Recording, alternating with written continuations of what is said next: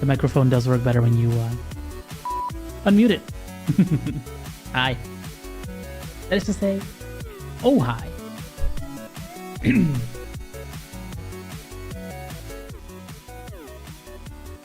Tooraluralura. It was St. Patrick's Day yesterday. I hope you guys got good and drunk. Okay, that's enough of that appropriation. Zach Brown. Hello. Hello, hello.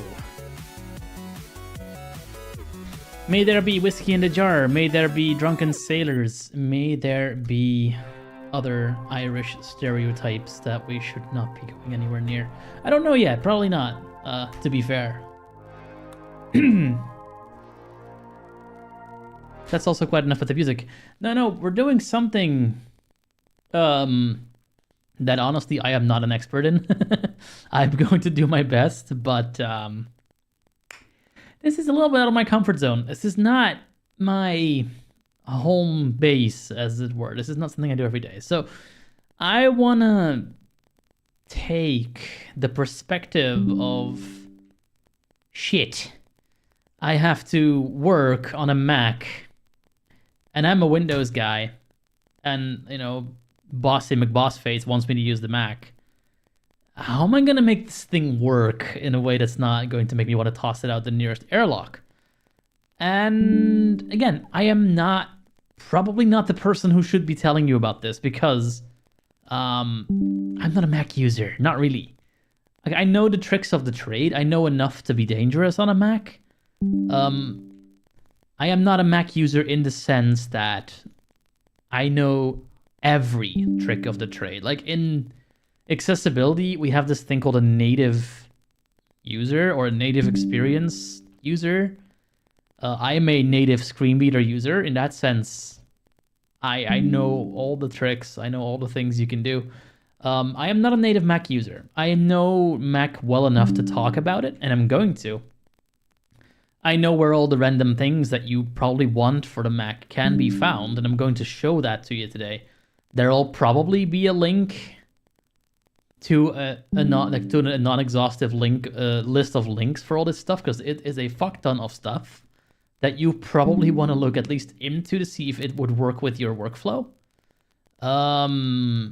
Starting with voiceover and going all the way down to random things off GitHub that you would add to your Mac to make it be more NVDA-like or be more productive in asterisks. Maybe that's not the way you work. It is the way I am productive. So this is very much a subjective take.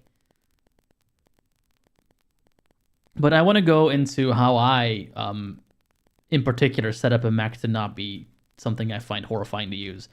We're using a MacBook Pro M3 something for this demonstration.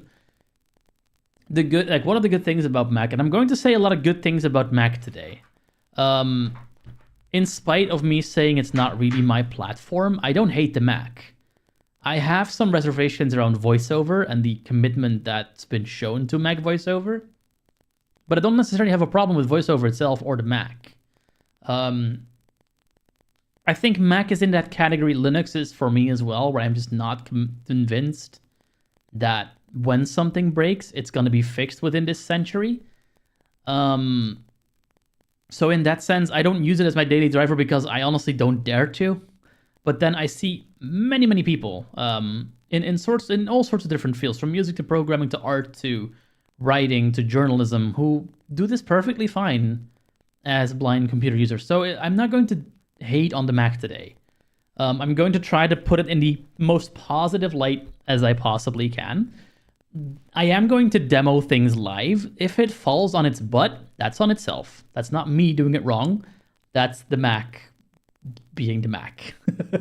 So my sort of premise for this stream is this happens a lot when you're a coder, or like even an IT student these days. If you're in one of these really preppy schools that give computers to their students to rent or to have, I don't know if that still happens, but when I was in school, there was this computer lab and you could use the computers there, and it was mostly Mac OS computers that were there. I think they were chained and bolted down, so you couldn't take them, but you could use them.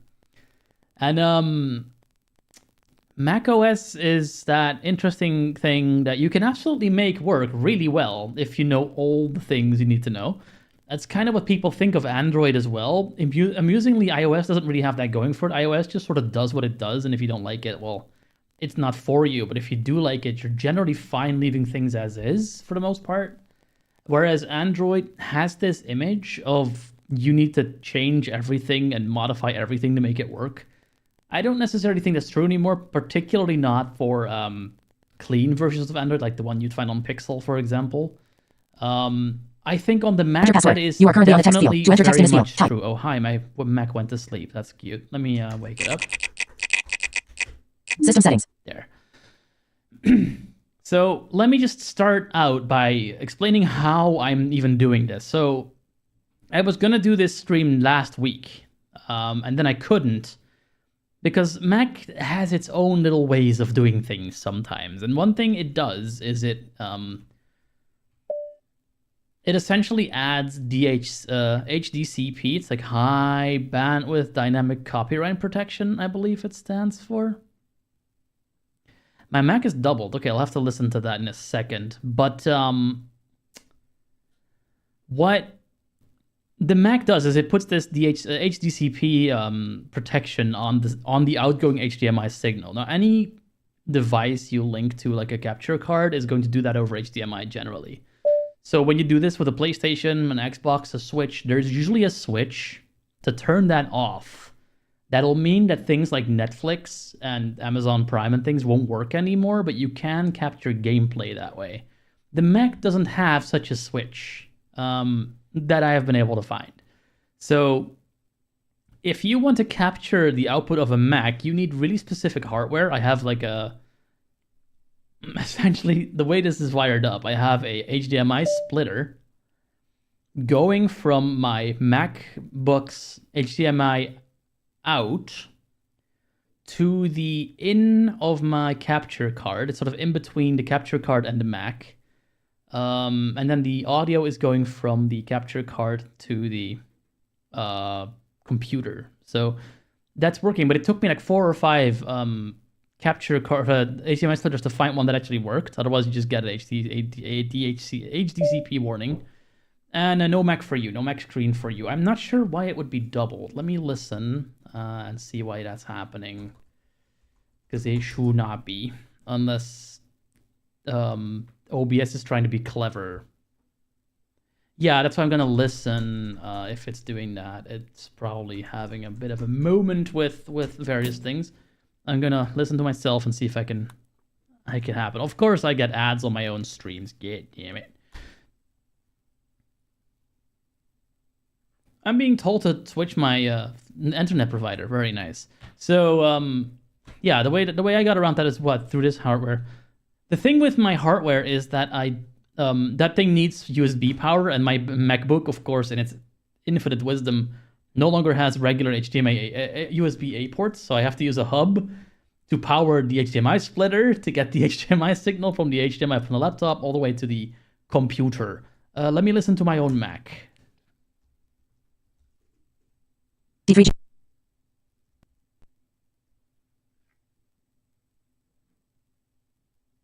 Yeah, you're not wrong. Kristen says it is doubled. Let's see why that is.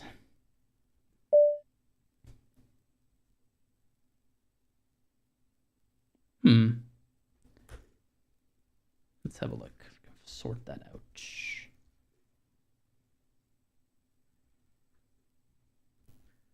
I think I might know what's going on. Let's see. I'm guessing that by default, the audio from an HDMI source is copied over, and we don't want that in this case. Let's have a look.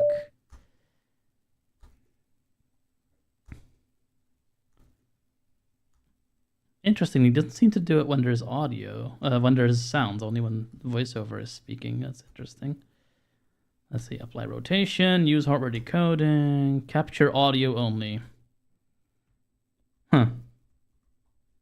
It shouldn't be doing that then. That is super strange. Let's see. Audio, custom audio device, send it to my headphones.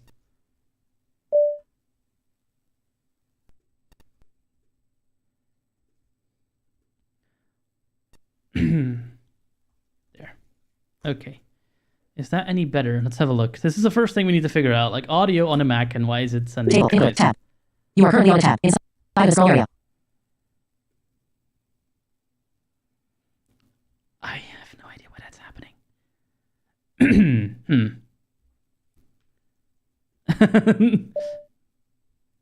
Yeah, I can hear it too. It's very interesting. I'm gonna figure this out while I talk. Maybe there's like a double thing somewhere. Let's see what that might be. It's very funny because we have cam, and then Mac. So that's hilarious. I don't know why that's happening.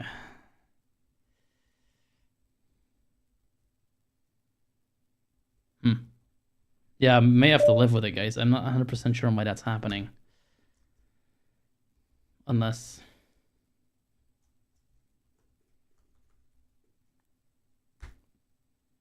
I don't think so. If I did, then we would hear... Oh, wait a minute. Is it?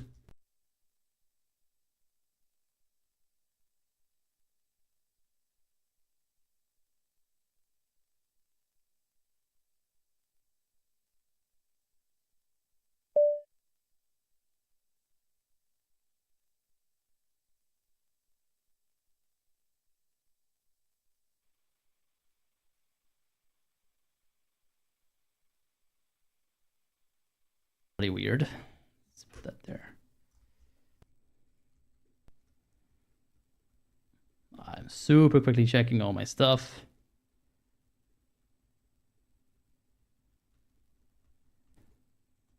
No clue.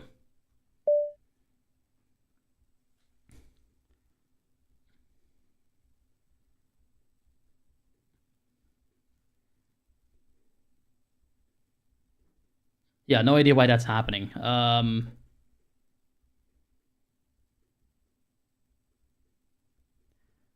me try something.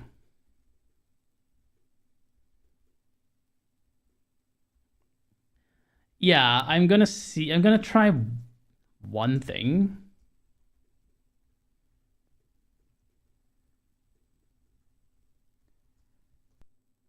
I have just muted the Mac. I think this might be fixed. This might fix it. Is it still doing it now? You are currently on a tab inside of a scroll area. To select this option, press Control, Option, Space. To stop interacting with this scroll area, press Control, Option, Shift, up arrow. Okay, beautiful. All right. So in this mess of cables, I must have set it up in such a way that the Table, Input, tab. the Mac is already going to my mixer, and I'm guessing it was also going to the HDMI, which it should not be doing, but hey, who knows? We got it working. It's working. I'll have to just remember to turn this back on when I'm done streaming. Anyway, voiceover is the one you are hearing to talk. I will turn the Windows speed spots, down words. a tiny bit because it's a bit Rate fast. 75 voice. Primary voice. Samantha. Rate 75%. 45%. That's a bit 55%. much. Voice. Primary voice. Samantha. So Input, tab. one thing that I find amusing is that apparently the Mac voice, the default one, is no longer Alex. That was a long time. It was this sort of fancy Apple-made American voice that would always sort of be the standard, and it breathed, and some people loved that, and some people were freaked the fuck out by that. But I think that's where it starts. So before I go into any like random tools and things you can download and stuff, I want to go through the voiceover utility, because this is an underappreciated piece of software where you can do quite a lot of things without people often being aware of what you can do in this thing. So I'm going to go through the voiceover utility first and foremost. We're going to take a look at what all is in there, and I'm going to give you some caveats that I've found over the years of occasionally using Mac to explain what I found works well and what does not work well. For people who are wondering how I'm even doing what I'm doing, I'm essentially using a Bluetooth keyboard that switches between devices in order to control multiple devices at once. Like, essentially, it's my computer and my MacBook as well. As for why that ding keeps going off, that's a voiceover thing. I think it's telling me I have notifications that I didn't read for obvious reasons. I'm not going to be reading those on stream because it could be anything, honestly. Notifications can come from so many different things that I don't think I want to mess with that right now. But there you go. So voiceover utility. Let's have a look through that first and foremost. Input, tab. We are on the system settings right now. Let's close that out. Finder. The first thing I want to say about the Mac is that you need to know your hotkeys, because Mac is amusingly a really mouse-centric OS. You can get anywhere with the mouse, just pretty much like you can on Windows. On the Mac, I feel that the emphasis is more on the mouse user than the keyboard user. Having said that, particularly with VoiceOver on, you can do pretty interesting, cool things with the keyboard as well, just by default. In Finder, it really, really helps you to know your shift commands. So you can do Shift Command A to go to Applications folder quickly, Shift Command H for your home, Shift Command D for your desktop. You are currently on a collection. Yeah. To begin interacting with. That's where we are now on the desktop, and the desktop is actually empty, so there's not much happening. Unfortunately, I don't know of a way to be fast on a Mac without knowing at least a handful of keystrokes. It's kind of like just knowing your windows to get to your start menu on Windows. You're going to want to know a couple of hotkeys to do similar things, and I think Command Shift A for applications is really vital. Because you can get a lot of Command Shift H are your main ones, because you can get to applications that way, and your H is just your home folder, which on the Mac gives you access to most things you're going to need at any given point. Because like on Windows, there's a bunch of different folders that house different things. On the Mac, I'd say most of the things you're going to routinely want to touch are going to be in your home folder, where you can always get there with Command Shift H. So we'll go there now. I actually don't know what's in mine, so we're not going to linger here for too long. But from here, you can get to application. Can you? Desktop, folder, documents, desktop. So that's why I say I think this one and Command Shift A to get your applications list is the quickest way. And I'm probably being old school with that, because you do have things like mission control and all these other things now. I'm not honestly sure how fast those are in comparison, and yes, Spotlight users and Launchbar users, we're getting to you. I'm starting simple, okay? So to get to VoiceOver utility, there's a couple of hotkeys you can use. We're not going to be doing that today. We're going to just use the sort of beaten path by going into utilities. Utilities. Open. And opening voiceover. Voiceover utility. The way I got there so fast is one thing I do like about Mac that Windows is kind of sort of losing track on. And that is type ahead within most lists is a thing on the Mac. So I can type VOI in the list of things and it'll jump right to voiceover. So not just the first letter, you can do the first few letters. So if you know where you're going, this can be a super quick way to get there fast. You can still do that in legacy Windows things like the desktop, the control panel things, a lot of things, but this doesn't really work anymore for example, your add and remove programs list. You would have to first tap to the search bar, then type your characters, then find the list. Maybe you're lucky and today it'll actually take you to the list as you're typing, but probably not. And then, you know, you can find your thing. And it all still works. It's all still there, but it's all a little slower, a little bit more to get to where you're going. And I don't like So in that sense, 0.1 for the Mac here. Mac's doing this better. So second key you're going to want to remember, Command-O. Command-O is your open. Command-O opens things. It opens all sorts of different things. It opens files, like you would do your Control-O on Word. It'll open your file picker dialog thing. But it also opens things as in it just opens what you're on. VoiceOver. In Finder, for example. Mouse users would just double-click probably, or I think even single-click. I think double-click's more of a Windows thing, but Command-O opens things. O for open. Sometimes it is that simple.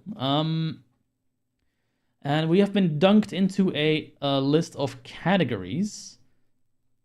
Now, there's a couple of ways to navigate tables like this. So VoiceOver has a bit of a reputation for needing more than the politely requested amount of keys at the same time to get anything done. That is true up to a point. Like, there is certainly hotkeys that require way too many fingers. Just now, I was using the rotor to lower the speech rate of the voice I'm currently using. That is four keys in your left hand and then one in the right. So it's Shift, Command, Option, Control, and then your arrow keys. If you remember that, great. And if you have the dexterity to press those keys, fantastic. But that's not a great hotkey. NVDA, in comparison, doesn't do that much better in that you hit 3 keys in the left hand and then 1 in the other. It's NVDA Shift Control. So in that sense, is it that much better? It's easier to press because they're all in the same sort of vertical, in the same horizontal row. Like it's just 3 vertical keys. You can press them with your pinky if you can do that. Which makes it a little easier to press. Is better than the Mac? I mean, in some respects, I think the defaults might be a little bit more user-friendly, but that's, we'll get to that. Right now we're in the, what is this? The general tab of the accessibility, voiceover utility, sorry. I'm using the Braille as well. The Braille support on the Mac is okay. I wouldn't call it groundbreaking. It does what it needs to do, but I've definitely seen better. But then again, I say the same thing about NVDA. So in that sense, I'm spoiled with what Dolphin used to do, what JAWS up to a point still does, and NVDA gets by. It's fine, but it could be better. So amusingly, the general tab is where you don't really need to do that much generally. Let's have a look what's here. Speak the following greeting after login. Welcome to Mac OS. Voiceover is on. So that's content selected. Cute, but it's not really all that necessary. You can put, the hippopotamus is going to get you or something like this. If that's something you find amusing, you can do that. Display welcome dialog when. Hey, Restream bot. I got a question. Let me look at my Firebot here because I didn't quite catch that. Hamdi Pack is asking, NVDA's key is at least easy to remember. I mean,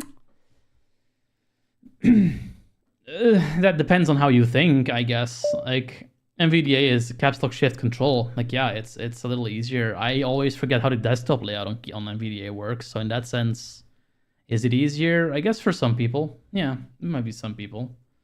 Also, I'm really not interested in a Mac versus Windows war. That's not why we're here. So if you're like watching to see me, bring the hammer down on Mac OS, that's not gonna happen. Just letting you know. So, okay, let's continue on. Let's continue on. What Portable. else do we got? We got portable preferences. This is kind of one of the cool things about, I think, the Mac, in that going from one Mac to another Mac, say you have like a 10-year-old Mac, you need to move to a next one, to like a new one. That is stupid easy on a Mac. Like, you have Time Machine backups you can use. You have the migration assistant. Windows hasn't quite figured out a solution for that. Like, you do have the Microsoft account now that saves some things, but setting up everything from scratch is a thing you're going to be doing, which and on the Mac this is slightly better. Like, I think it still does mess up now and again where like some things just don't work quite right, but I will give another point to the Mac for this. Windows is catching up just very slowly where that's concerned, and honestly I think Windows is more optimized for AI these days. And so is Mac, and so is practically everything else. So I'm sure that's going to come up at some point while we're going through these apps all of a sudden. Portable pref setup button. And portable preferences is a great way. You can just save all your settings to a file and just import that into another Mac, and you'll be right where you left off.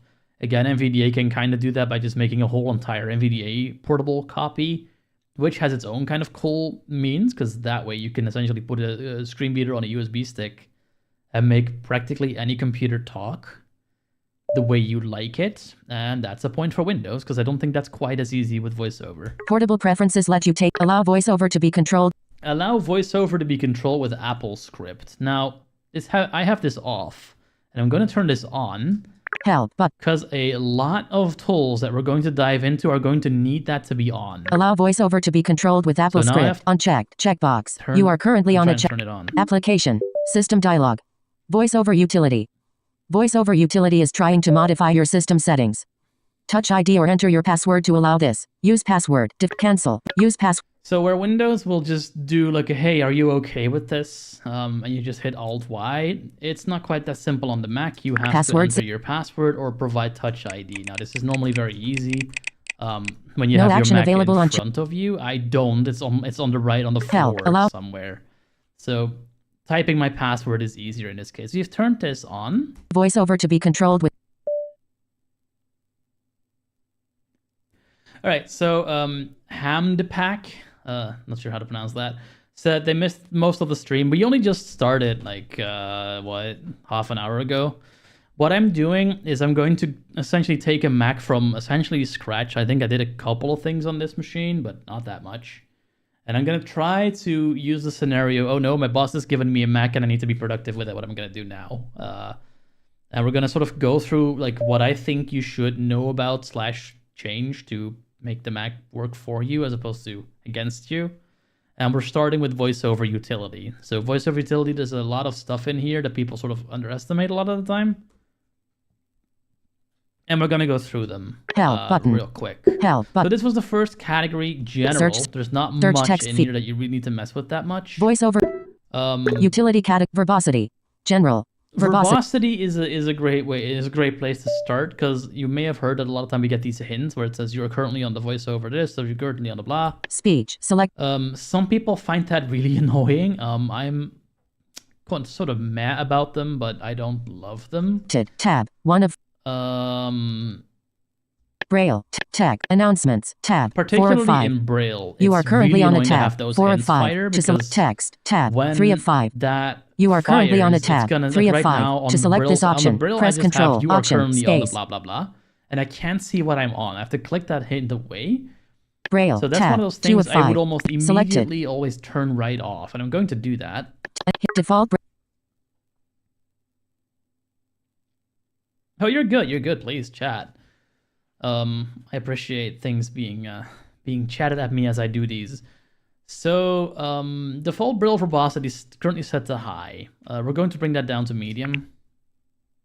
High. Default high. Medium. Medium. Medium. Closing. Just means there's less on the Braille display for me to have to worry about. Makes it easier to see more in one line. Braille displays don't have that many characters, so it's easy to just sort of put more stuff on there. We got verbosity options, which have been closed for some reason. Let me see what is in there. Expanded. Custom verbosity. Table. No selection. So this You are currently app. kind of Default. an Menu interesting button. thing that you Name. can do on the Mac. You can turn specific I believe medium like takes away some of the like phrases like menu and selected and things like that, and it just sort of shows that with characters. And then low is very much Medium. Default rail. let's do it with this High. button. High. High. It Choose says choose how much detail is spoken when describing an item. High. Default braille verbosity. Okay, so Pop-up default braille button. verbosity high, default braille verbosity pop-up button, additional braille verbosity options. I can see all that stuff. If I set it to Menu. 3 items high. Medium. Medium. Choose how much detail is medium. Default braille verbosity. Pop-up button. Choose how much there's a couple things missing, and if I set menu. it to low, Low. Closing menu. Low. the Default braille pop-up button is no longer shown. low. It just sort of says choose default braille verbosity, and it's set to low. So really what you're meant to be doing then is to listen to the speech to tell you this is a pop-up button, because the braille isn't going to tell you anymore. And I think in medium it shortens it or abbreviates it somehow. Additional braille verbosity. And then if you want to do your custom braille verbosity, like make certain things be a thing or not be a thing, you can turn that off here. And Custom verbosity. What you can do here is, for example, button. Let's find Check one, the button. word button. Default menu button. Name. In default menu button. Name. Checkbox. Default menu. Check name. Default menu. Check mark. Low. Medium. High. Custom ellipsis. Custom low. Check mark. Default. Okay, You are currently on a closing menu. Name. You. Name. Button. Yeah, it looks like for everything, like every announcement like this, button, Checkbox, column view, combo box, combo box, disclosure triangle. You can turn these off. Like if you want like make a custom thing, I think you can make like a custom verbosity scheme for both Braille and speech actually, to just not say those things. If you want to see those in Braille, you turn them on in Braille, turn them off in speech. If you want the other way around, you can do that too. So that's kind of cool. If you want that kind of like granular control, I generally don't mess with this too much. Addition low. No, that's something you cannot do. It looks like you can't change what they look like. Additional braille. Although I do believe there's dictionaries and things for that, but we get to them when we do. One thing I believe it's just on or off. Yeah. Low. Default braille verbosity. But I might be wrong on that. That's honestly way deeper into the voiceover settings than I've ever been. Hints. Tab. 5 of 5. You are currently on a tab. 5 of 5. Selected. Speak instructions for using the item in the voiceover cursor. Checked. Checkbox. You are current. This is something, if you already know how to use a Mac, you'll turn this off. Unchecked. That way you don't constantly get those reminders of how to press a button, for example. When an item has a... This is actually really interesting for accessibility people, because some people who test with voiceover constantly hear this. You know, you're currently on a button, you're currently on a thing, you're currently on a that. And they are sort of under the impression that everyone has this on and therefore always knows how to use a certain control, particularly on Windows where these hints don't really exist anymore or don't really ever have existed outside of JAWS. What often happens is that people use controls that may be a little bit more advanced than most people are used to. So for example, tab controls, horizontal lists where you can use the left and right arrow keys to pick options. A lot of people don't know you can do that and just tap right past a bunch of options that you could have known were there if you knew how this list worked. And they don't stick hints in the labels to indicate that that's something you can do. So it's one of those weird... Sometimes the computer will tell you can do that, but only if a certain setting is on and only in a certain OS. So how much information do we give as accessibility users, accessibility creators, to make sure that people know that that's there? And amusingly, today, I was doing a walkthrough with a colleague, and we were verifying a screenreader user's testing results that they used to check some of the stuff that we are working on. And actually, there was a hint, but they missed it. So they weren't able to figure out how a component works. It's a really interesting thing that we're just pumping so many new components into the web right now, and a lot of people just outright do not know how they work. And we also don't tell them how they work. So it's maybe we'll live in interesting times. That's all I can say. When an item has help tags, speak. So help tags, item has again, I don't think help tags are a thing on Windows. Speak help. Except for things like Ableton, where like you do have this. Help tags are like a little hint you can give as a developer for a control that When an tells item you has- what a control does or how to use it. And I think some UI toolkits allow you to do this, but I almost never see this on Windows, and I kind of wish I did more because it's helpful for some people to When just an know, okay, a checkbox responds to space, a link responds to enter. Like, yeah, some people know that. I think most people who are watching my stream will know that, but some people really don't. Some people, when they're learning, would be really helped by that. So I kind of wish that was more of a thing. Speak help. When an item has a help tag, pop-up button. But yeah, this you Choose can how to announce turn it. off. So you can say Menu, let's check see, mark, what's the speak options? notification. You can say there is help text. You can just speak the help Do nothing. text, or you Do can just nothing. do nothing and have it not be spoken. Check mark. And I believe Closing there's menu. more options where do nothing is an option. When an item has custom actions. Speak actions. When an item has Custom actions are what you'll know from iOS if you've used that OS, where one thing in the rotor is actions, and you can essentially trigger something context dependent on a thing. Say if you're on an email message, you can have a quick way to delete that message if you don't have a delete key handy or something. And again, you can tell VoiceOver to tell you that there's actions like that, or just do nothing. play sound. Play sound. make a Check. sound. Do nothing. I think I'm gonna set that to play a sound. Check play. Because play playing sound. sounds is generally faster than having something spoken. When an item has So more that's where you content. go. When an item has more content. Now I have no idea what that means. Speak custom content. When an item has more play sound. Play check. Do nothing. Check. I'm gonna leave that to Closing menu. custom content because I'm actually not sure what that applies to. Speak hints after delay. 0.5 seconds. Here you can say how fast your delay should fire. So basically, if you are someone that goes super fast, half a second is way too long because you'll already be doing something else by the time it gets to it. Short. So you can turn this up append and down phonetic. again, and that is just something you can do. Append phonetic pronunciation to single characters.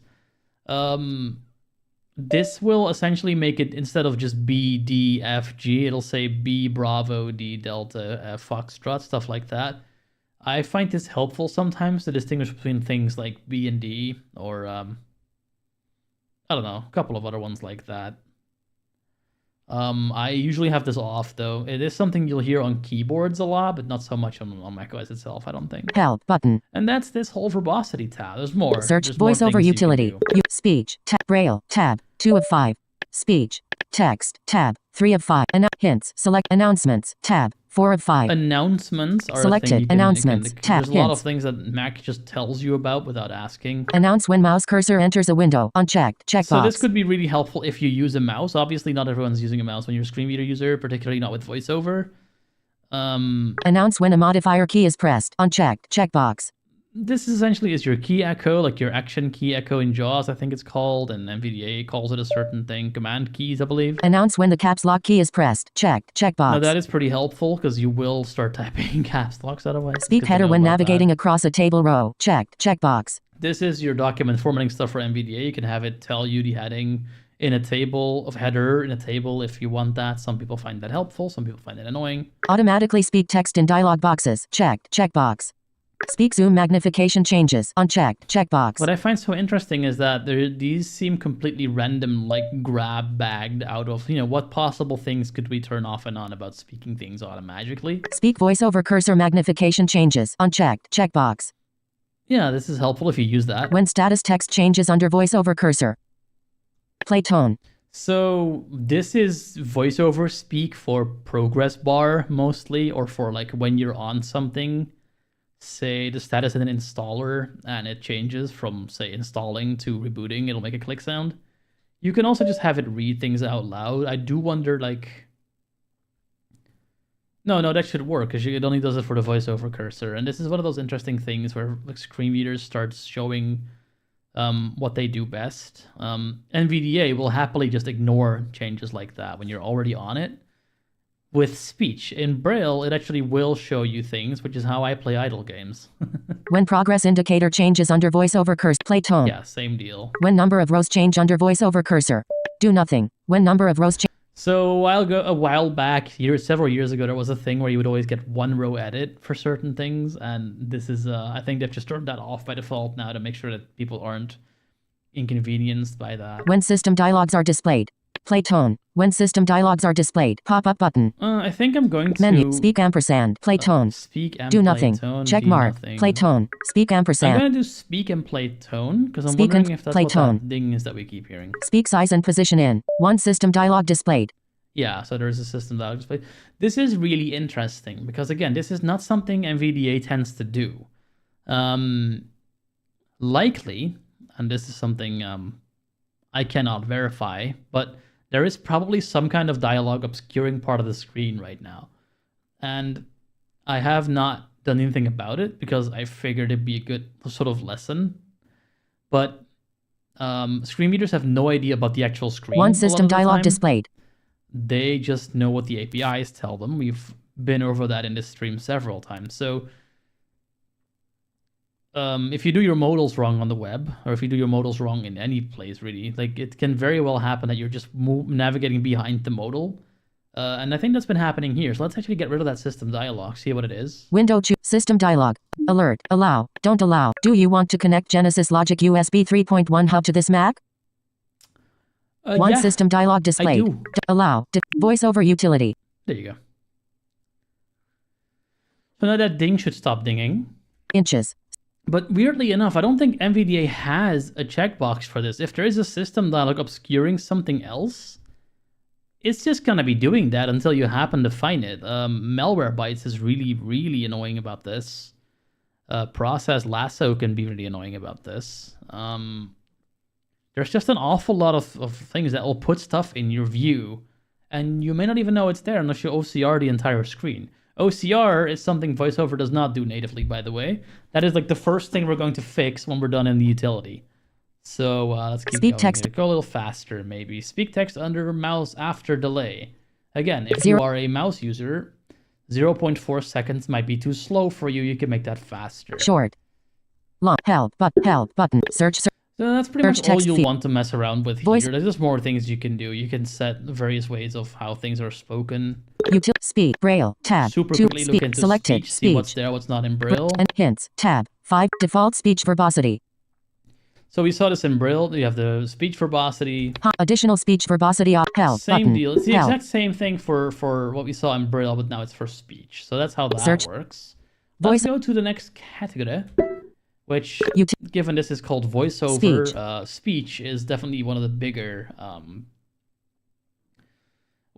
things you can mess with. I'm going to not spend too much time in here, amusingly, because this is extremely personal and has to do with how you use your computer. So I'm going to give a couple of pointers, but I'm not going to be in here too long. So we got voiceover. Heading primary voice. Shut up. We got voices and pronunciation. Pronunciation is your speech dictionaries. So if I go to Pronunciation. Tab. Selected. Pronunciations. Table. No selection. Semicolon. Hyphen right parenthesis. Wink. It says that semicolon hyphen right parenthesis should be pronounced as wink. Add button. So Add a if word we or symbol add pronunciation. an entry in this, Edit text. Blank. let's see. Blank. Blank. All apps. Pop-up Amusingly, button. Blank. Blank. The labels for these are not there. So I actually don't know if the left one is the voice to be changed, the word to be changed, and then the right thing is the changed version, or the other way around. But because these actually don't have a label. This is bad. This is not something that should be happening in a voiceover utility. Sorry, Apple, that's a point you lose. That's not a good idea. But we can show something like this. We can call it. Let's do voiceover. Blank. Voiceover. Blank. Voice. And we're going to have voiceover be what shall we do? Voiceover. Blank.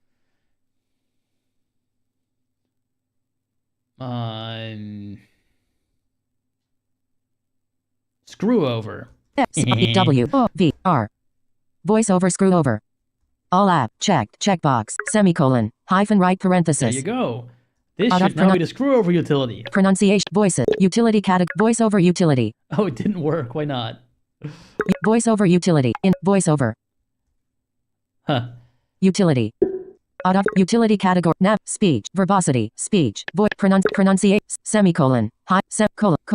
802.8. Git. GUI. Git. 802.11b. 802.11b. But All this is so interesting. I've never actually looked through what these are. Voice all over or what... screw over. All apps. Pop-up Oh, button. I did it wrong. Checked. Hang on, Checkbox. I did this wrong.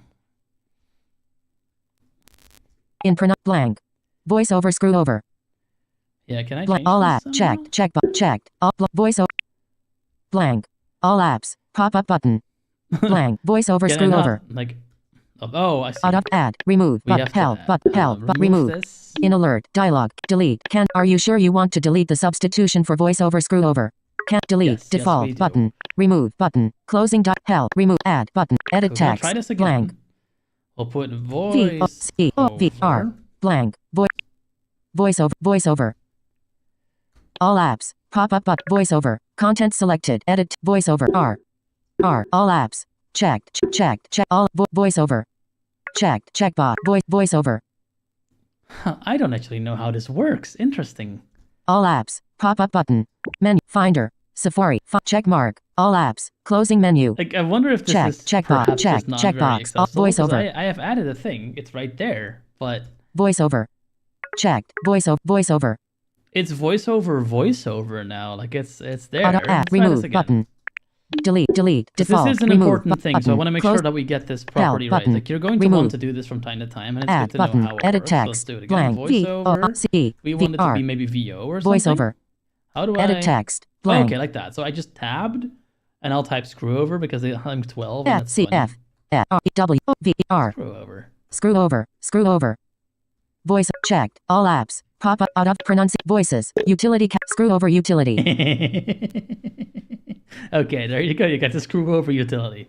I'm going to delete this entry, but utility categories. this is Table. Voices. how you would, and I'm not sure how powerful this is. Like in NVDA, you can take this all the way down to the regular expression level. So you can make something like, you have X messages, just be X messages, because you can take some of the words away. That I'm not sure how powerful this is. Again, that's just not as deep as I've ever gone into these settings. But there is a lot of things you can do where like pronunciation is concerned. It also depends on what voice you're using, and we're going there next. So let's first get rid of this rather unhandled voiceover.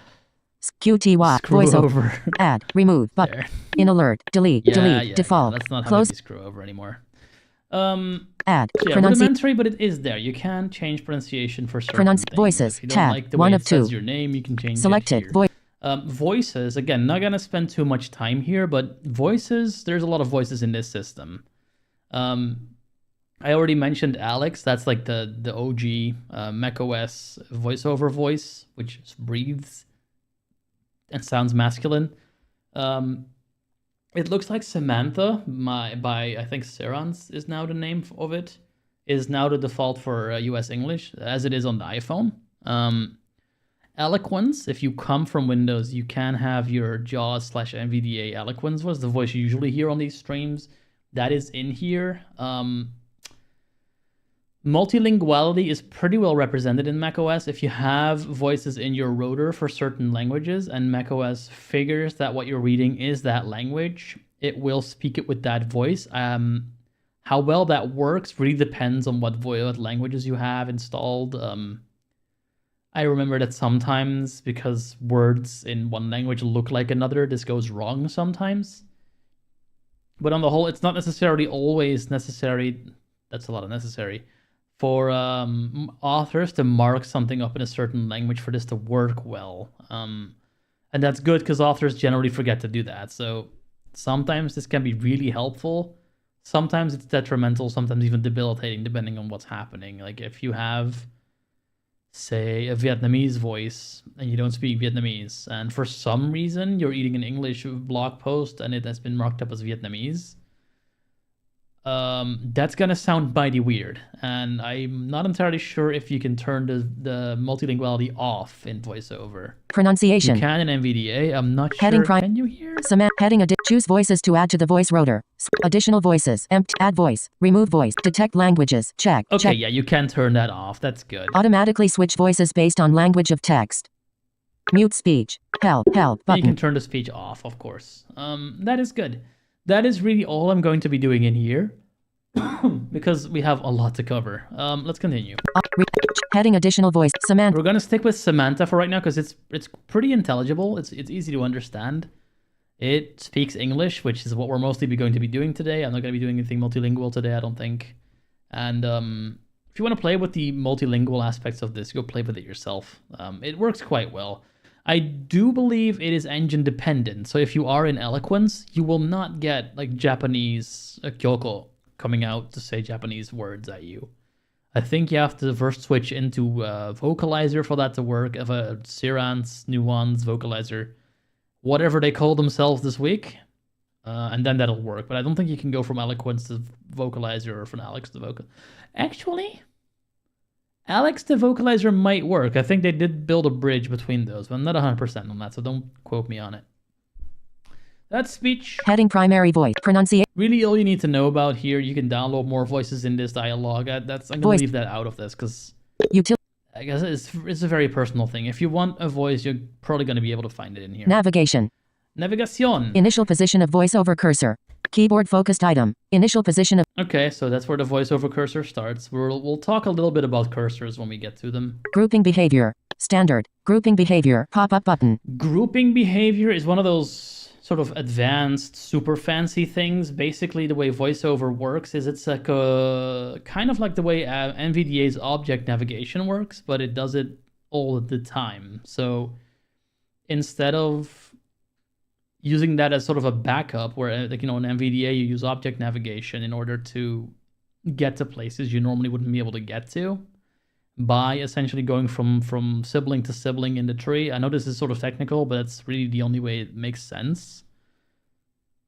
So if you have a toolbar, you can go from button to button in that toolbar, and NVDA lets you do that with object navigation if tab doesn't get you there for whatever reason. VoiceOver kind of assumes you always need that help, so it's always going to it's always going to give you that kind of rendering of the way the UI looks. The grouping behavior lets you change that a tiny bit, and I'm going to admit that I'm not super familiar with the other things. I think there's one where you see the first and last item of a group to see if it's good. One where it turns the grouping off altogether, so you see all the elements all the time, which can be really cluttery. And then there's one where you essentially VoiceOver tries to be smart and like group things based on, is it in a toolbar, is it in a list, is it in a table, and then you can just skip past that table or drill in, which is called interaction, which you do with, again, rather like interesting keyboard navigation, keyboard shortcut with Control, Option, Shift, and the arrow keys. So that is, again, a little bit much for some people, but that's what VoiceOver does. There are other ways of getting to things quickly that don't involve interaction. We'll get to them in a second. Synchronize keyboard focus and voiceover cursor. Checked. Checkbox. Generally, you want these combined. Sometimes you want to leave some of these cursors somewhere else and then sync them up later. There is hotkeys to do that. That is not something that's going to come up in this stream. That is sometimes really helpful, but it's a very situational thing. Mouse pointer. Ignores voiceover cursor. Mouse pointer. Pop-up button. So here you can have the mouse pointer follow the voiceover cursor. That can sometimes be helpful. Allow cursor wrapping. Unchecked. Checkbox. Allow cursor wrapping means that if you are at the bottom of a screen, it just goes back to the top and you go further. I find that really annoying, but some people like it. Skip redundant labels. Uncheck. Automatically. No idea what that is. I'm assuming sometimes when you're on the web, you'll see like an alt text with a thing and then the exact same label right after the alt text. Maybe this is clever and figures that out. Not 100% on what that does exactly. Automatically interact when using tab key. Checked. Checkbox. This is one of those faster ways I just mentioned. If you're tabbing around, it's going to interact with things if it needs to follow the focus order. Sometimes that'll get you there quicker. Enable fast searching. Unchecked. Checkbox. Fast searching is kind of cool, and I wish that VoiceOver had it. Fast searching. Right command key. Enable fast searching. Unchecked. Checkbox. Fast searching allows you to use a command key, a letter, to find the next item on the screen that begins with that letter. So what I said earlier about the type ahead thing, basically this is sort of that on steroids, in the sense that you can hold a key and then press one letter and it's going to go to the element that starts with that letter, irrespective of where it is on the screen. This can really be a time saver if you know where you're going. Like if you know there's a button that starts with an X, but it's 15 million rows down, and you can quickly get there by hitting one key and then pressing X, that is a bit of a time saver. And it works pretty fast, generally. hence fast searching. I'll turn this on, it might be helpful. In alert, dialog, OK, default. When you use the right command key for fast search, the left command key behaves normally. Good to know. OK, enable fast. Good thing that I'm left-handed. Right command key, enable fast searching, pop-up button. Help button, help button. All right, so that's that. Search. That's the navigation Voice category.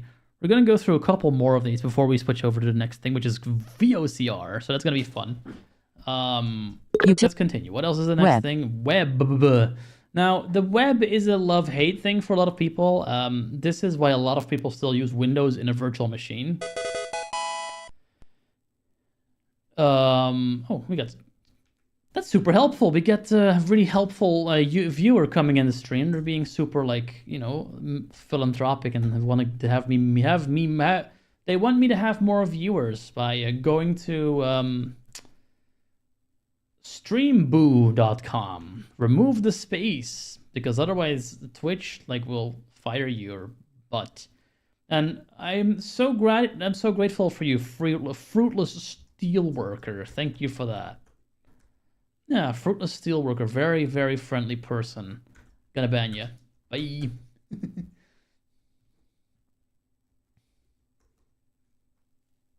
Did it work? Huh, whatever. There. Think that worked. If it didn't, oh well. Let's continue. Was a very fruitless steelworker, yeah. If you're a fruitless steelworker, does that mean that when you do make steel, it gets scrapped, it gets tossed right back into slag? Web voiceover on the web is a bit of an experience. Particularly, you're meant to be using it with Safari, really. Chrome sorta works. Firefox, it kinda works, but you're really meant to be using Safari with voiceover. If you test with voiceover, if you test web stuff with voiceover, if you're a developer that does that, use Safari. Don't use Chrome, because you're gonna get some really strange outputs sometimes, and it has nothing to do with your code. It's just Chrome and voiceover being a strange combination. If you don't like Safari, don't use voiceover with it. Don't use voiceover to browse the web. You can generally have your cake and eat it too with the virtual cursor and the forms mode cursor like you have in JAWS and NVDA, but that was really added after the fact. VoiceOver didn't really used to have that distinction, so it's all there, but it's all A lot of the times it sort of falls over and no one knows why exactly. So you'll try to go to the next heading, but it just types in a random form field instead, or the other way around. It all works. It's just not as smooth as people would like. Navigate so some people want this to be a thing you use Windows for, and you can absolutely do that.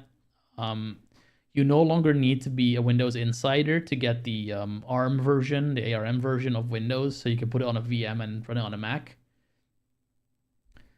I honestly would recommend having that, particularly in the beginning, if you're not quite sure about your Mac foo. You can put a Windows machine on there, and you can just have that be your any port in a storm if you get lost or you're not quite sure what to do next. And sometimes things just work better on Windows. Sorry, they just do. DOM order navigate web pages by selected radio button 1. Grouping items navigate web pages by radio button 2 of 2. Group items within when navigating web tables unchecked checkbox. Yeah, so this is one of those things that would probably be good to explain when navigating web tables, and it's not explaining, so that's kind of meh. Generally, I think people leave this at DOM. I'm not entirely sure what the grouping heuristics are here, but it is something that VoiceOver does. Then we have group items within when navigating web tables. Okay. Speak column and row numbers when navigating web tables. Checked. Checkbox. So this is another thing you would find in document formatting on NVDA. I would turn this off actually. Unchecked. I find Speak that column really and row annoying. navigate images. Always navigate. This is a very JAWS reminiscent thing. You can tell it to navigate images Menu, all the 3 time, never with descriptions. or when there's descriptions. So Check I would mark, set this always. to always, because I want to know when there's images out there that I might want to do something with. I'm honestly not sure if this respects alt equals empty. if it's set to always, is it going to just ignore roll equals presentation like that? I'm not 100% on that. JAWS has a very similar setting that I'm not sure about either. Like you can set it to all images, labeled images, and no images, I believe. So that's interesting. Enable live regions. Checked. Checkbox. Live regions, you can turn them off. I believe NVDA has that option too, somewhere, possibly, maybe. At least for Braille it does. I'm not 100% for speech. But yeah, you can turn those off so you don't hear websites telling you about what they want you to know about. Always allow keyboard commands to navigate websites. Unchecked. Checkbox. This is a really interesting thing. So basically, normally with NVDA and JAWS, you don't get to use, for example, J, K, and L in YouTube when you're in browse mode because those keys are reserved for going places quickly. This is not a problem VoiceOver has because on the whole, if you want to go to the next heading, you have to press a bunch of different keys to get there, which is something people don't like VoiceOver for. But it does make sure that when there is hotkeys that work better, for example, the Gmail inbox comes to mind with this, they will always work. And I'm not 100% sure why this checkbox is here because this already is the default behavior and it's off by default. Help button. Help so button. I'm not super sure Always allow what this does. Navigate web pages by web general tab 2 of 3.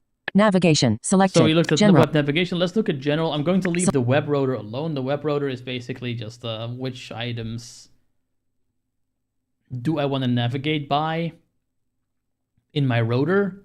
Rotor is voiceover command arrows as opposed to the speech rotor, which is voiceover command shift arrows. Dizzy from all the hotkeys yet? I sure am. Okay, let's continue. When loading a new web page. When loading a new web page, speak. See web page summary when loading it. Well, the summary is essentially like, so many headings, so many links. When speak web page summary when loading a new web. Automatically speak the web page when loading a new web page. Checked. Checkbox. This is on by default. A lot of people find this annoying because they just want to navigate themselves, and no one listens to a web page all the way like that. Unchecked. So I'm gonna turn it off. While a web page loads. While a web speak page progress. loads, speak While a web page progress. loads. What else can Command you play do? tone. Play a tone do nothing. or do nothing. I think I'd just like it to do nothing in that case. Do nothing. Help button. Help button. And that's really all there is Search. for web. There is really like VoiceOver. there isn't a lot of things you can modify in utility, and a lot of it is considered somewhat situational and advanced. Sound. Activities, for example, are this thing that you can do where you have different settings for different applications. Sometimes that's helpful. If you're a programmer, you might want more punctuation for certain things, for like programming editors, but not for, say, reading a novel. Sound is where you change all your sound notification things. It's going to go a little bit faster here. Visuals are your caption panels. There has been a caption on screen that tells us what VoiceOver is saying. I'm going to leave that on in case there's like hard of hearing people in there. If it's blocking anything, please let me know and I'll turn it off. Utility categories, table, commands. Commands is an interesting one that we could literally spend a half an hour in. I'm not going to do that too much. VoiceOver modifier. Control option or cap. But you can change a couple of things here. Here's your modifier for VoiceOver. I've been using Control Option. You can use Caps Lock. And this is where I think the current brittleness of VoiceOver comes into play a tiny bit. If you do use Caps Lock, it'll work until it won't. And no one really knows why that is. Like a lot of the time it'll work fine, and then there's just this weird situation where sometimes it won't work, and then you get like, oh, this works fine for me, but it doesn't work fine for me, and there's like, it's fine on my machine, it's not fine on my machine. And when VoiceOver has a bug like that, and you toss it at the Apple developers, you essentially toss it in a black hole, and no one hears of it again. There is a what's new with VoiceOver thing, where like, it tells you what they've done, but I think sometimes they quietly fix bugs, or they just leave bugs be and they can't reproduce it. So it's like, is this fixed? I don't know. AppleVis has good guides on what is and isn't important. I'm going to have to write such a long list of links for a description for this archive. There's so many links in this thing, but that's okay. Window spots. Content chooser. Oh. Also control VoiceOver with. Also control VoiceOver with numpad, unchecked, checkbox. Okay, so this is new in the latest version of Mac. You can control VoiceOver various ways. These used to be called commanders, but they've changed that. You can do it with the numpad. Also control voiceover with Option key unchecked the checkbox. Option key.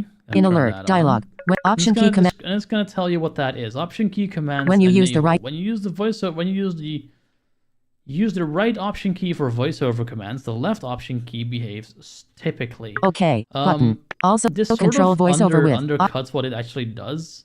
Voiceover commands can be a great many things. You can actually use this to start applications really quickly. Like there is a thing where you can press option and then one key.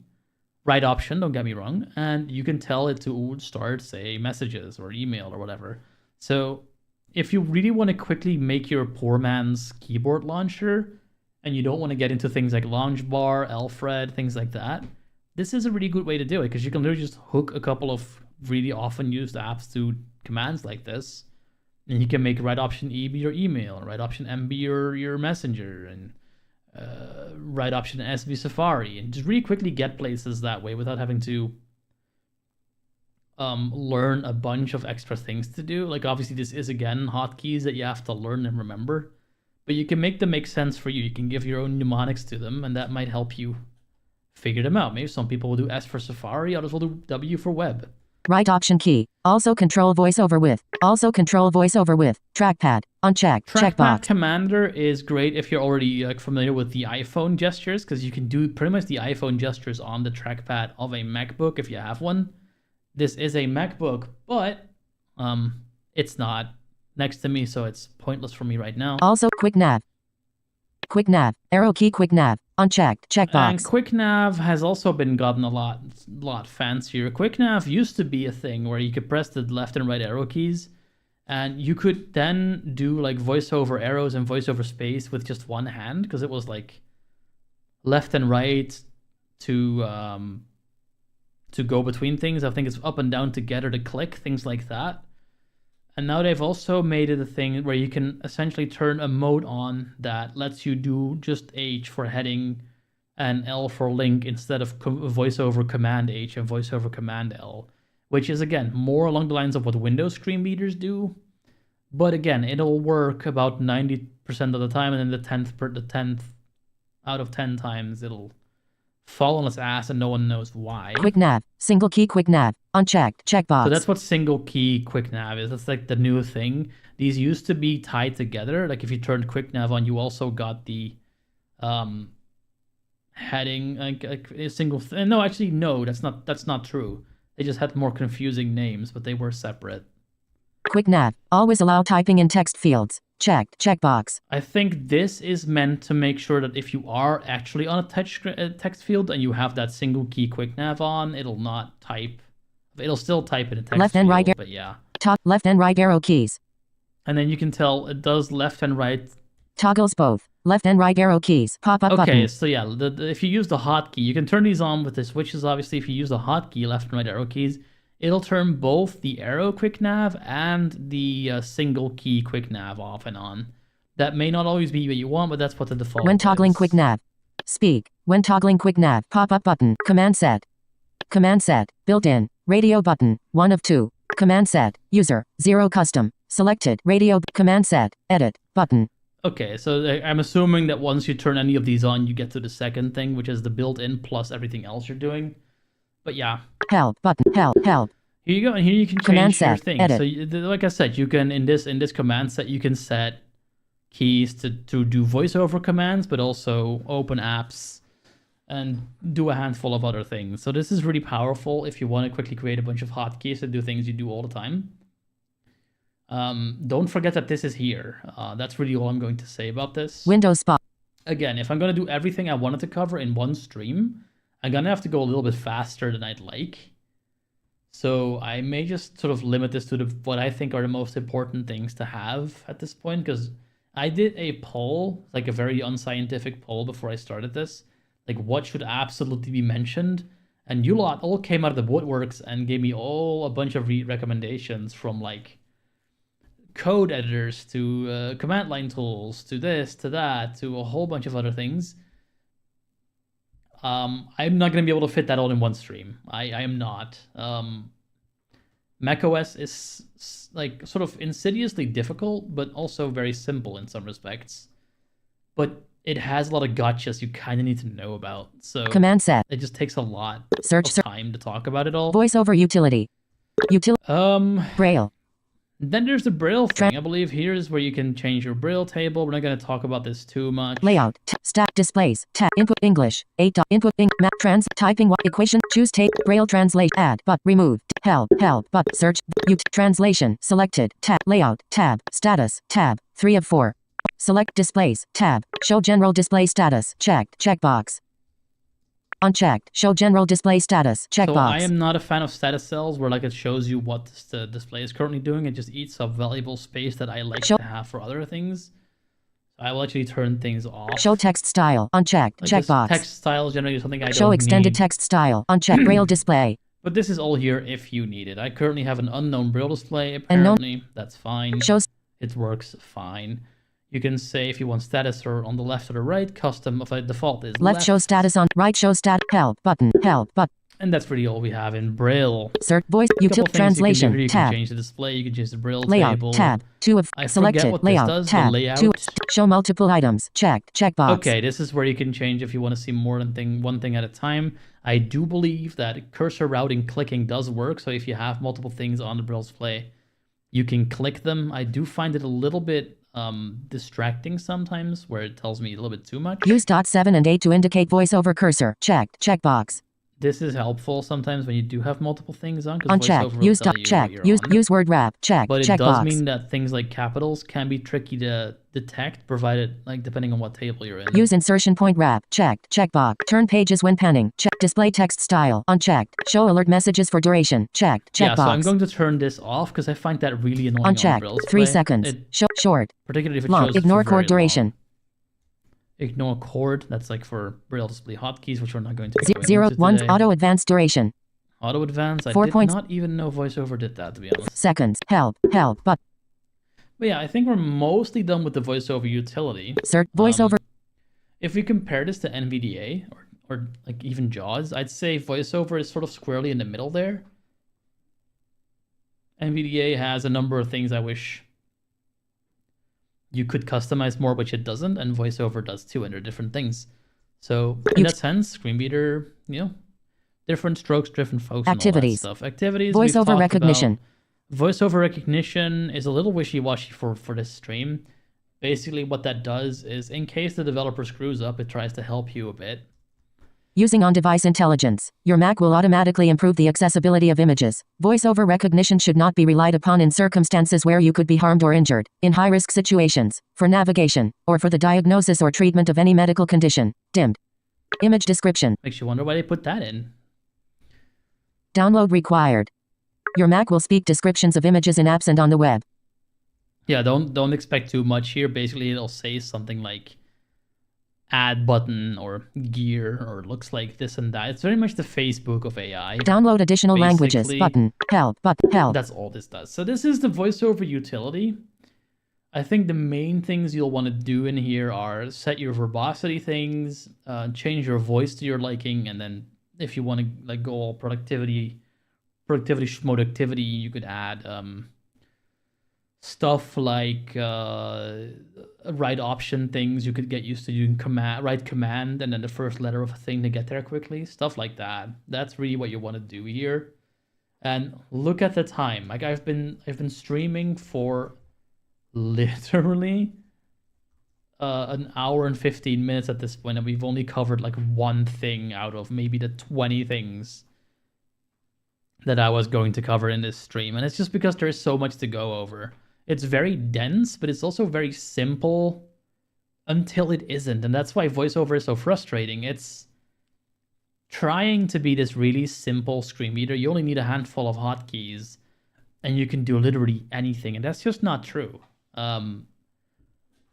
It's very much true up to a point. You can eventually get places really quickly with VoiceOver by just knowing a handful of commands, just not everywhere. And there's a whole lot of things that it can do that you'll probably want to know about at some point, but it doesn't really do a very good job of teaching you. And that is true for almost every screen reader I've ever used.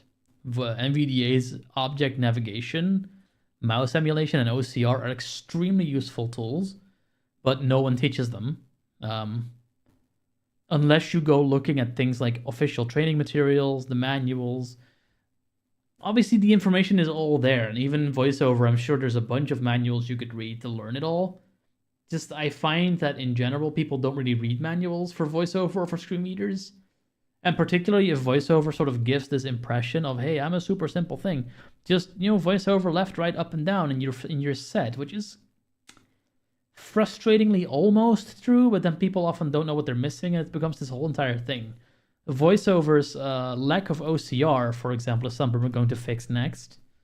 And this is one of the things where I'm like, Mac is oddly behind the times where this is concerned. I think screen readers have had OCR, which is a technique to make pictures of a screen and glean text from it so you can either read it or click it.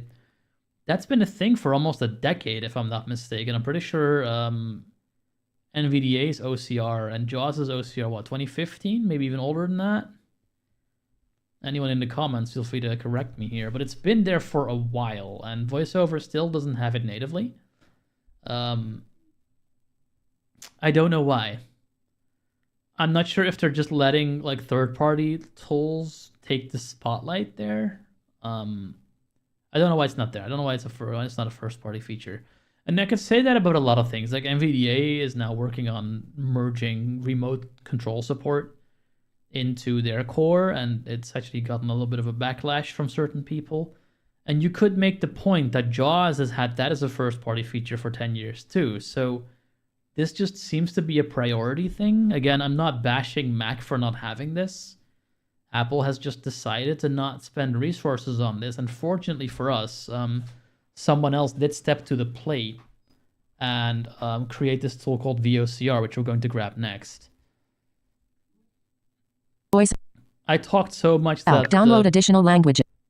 Apparently my audio device stopped Finder. transmitting. Safari. Let's get to Safari. Safari. GitHub. Cat /cyberchef. Darmaui Kurzpodstai cyberchef. Window. GitHub. I'm honestly not sure why this is here. Close window. Safari has no windows. Let us find VOCR. Command L for the address bar. Page menu. Go to Google. Reader. Tal. Netherlands. Inloggen. Link. Alles afwijzen. Alles accepteren.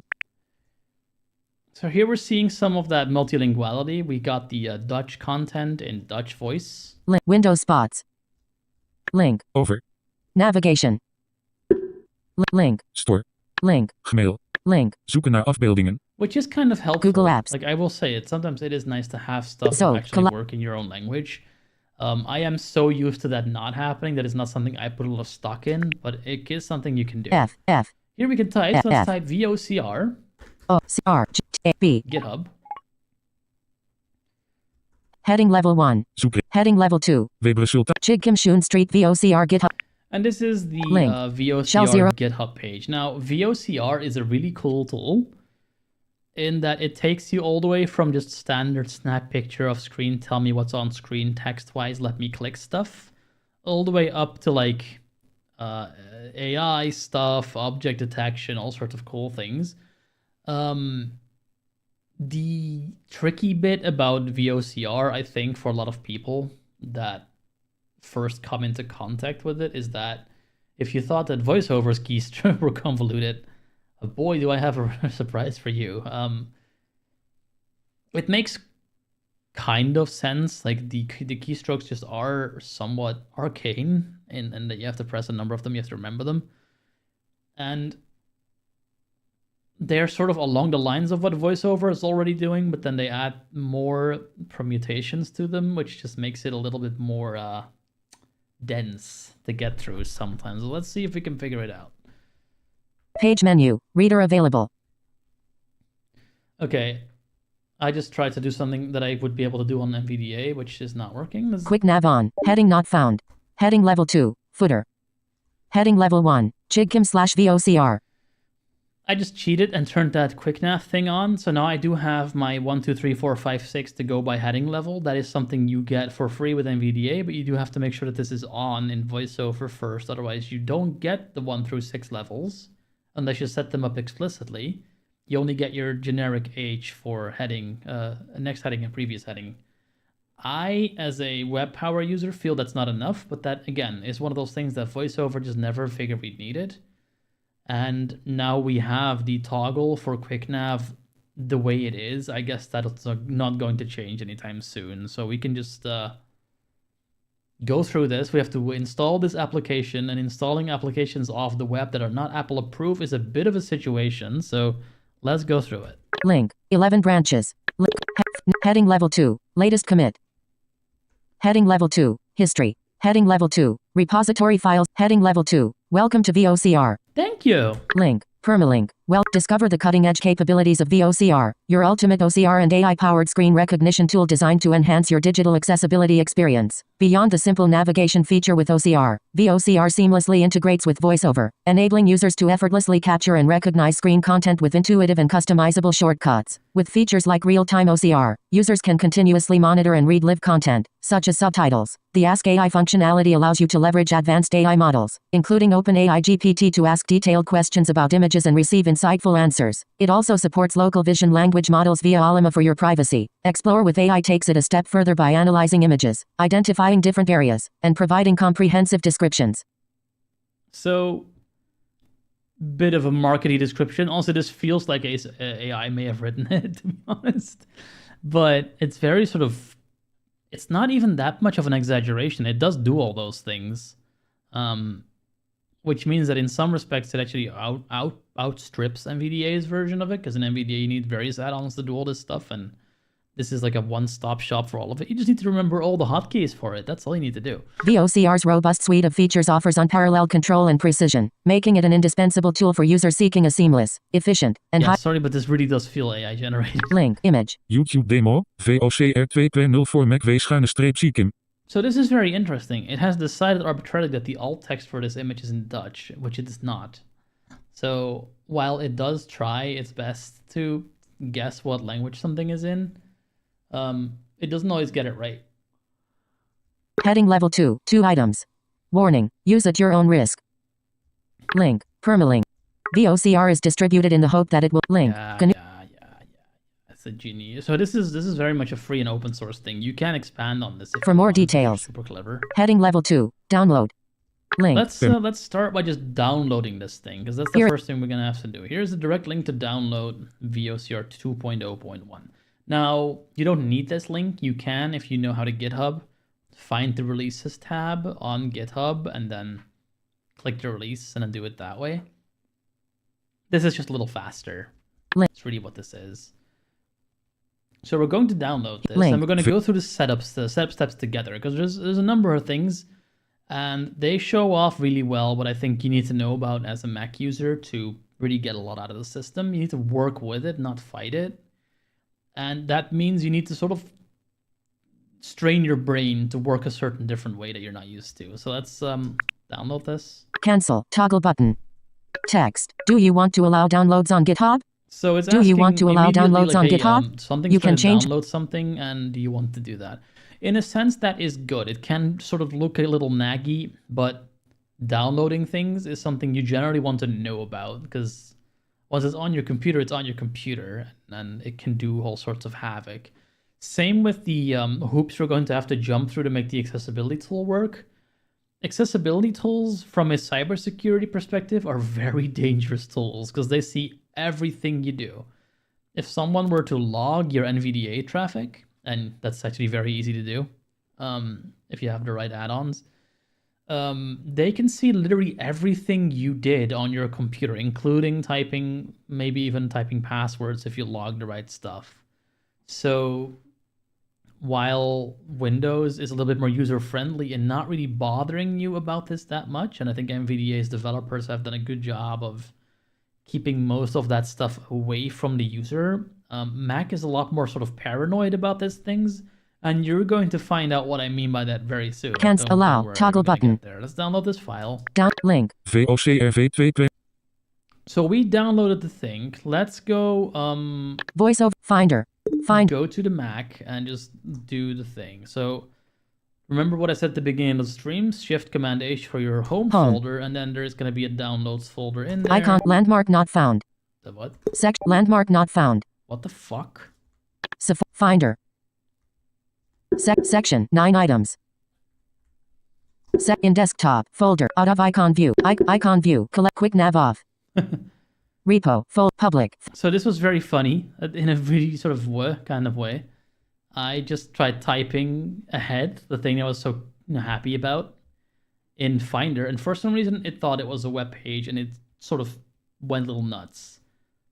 That should not be happening. That's a bug. So in that sense, I do believe that Apple did screw up here a little bit. Downloads folder. So here's the downloads. Icon view collection. One item selected. And there is one item selected. Again, this is not very user friendly that it uses the icon stuff by default, because now you can't really see what the option is that you have selected. If you change it to a list view with Command 3, yet another hotkey you kind of need to columns, be aware check. of. D. This gets vertical splitter, column view, browser, one item selected. VOCR, group, row 1 of 1. Now it does tell you. And if you like sort of more of a Windows list kind of view, it's actually Command 2. As list, checked. Data, list view, table, row 2 of 2. VOCR application. 8, list view, table, so now we have in this. Name, empty cell.